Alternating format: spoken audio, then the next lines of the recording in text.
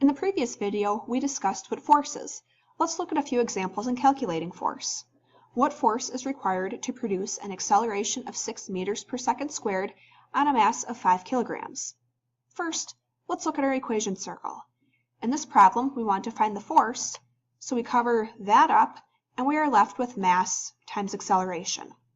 Substituting in our mass of 5 kilograms and our acceleration of 6 meters per second squared, we see that the force applied must be 30 newtons. Let's look at an example in the English system.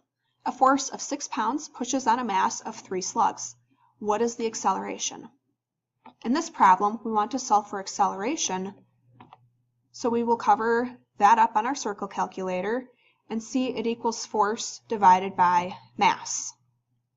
The force in this problem is 6 pounds and the mass is 3 slugs.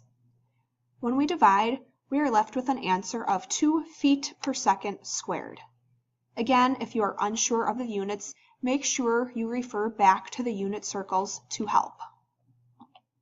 Let's take a look at one last example.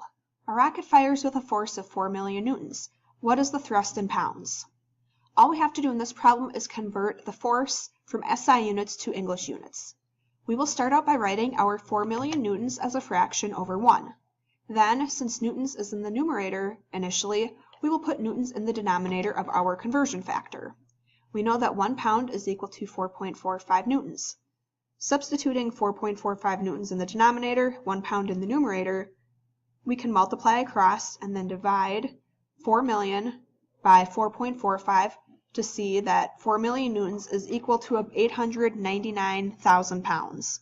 This concludes our discussion on force, mass, and acceleration.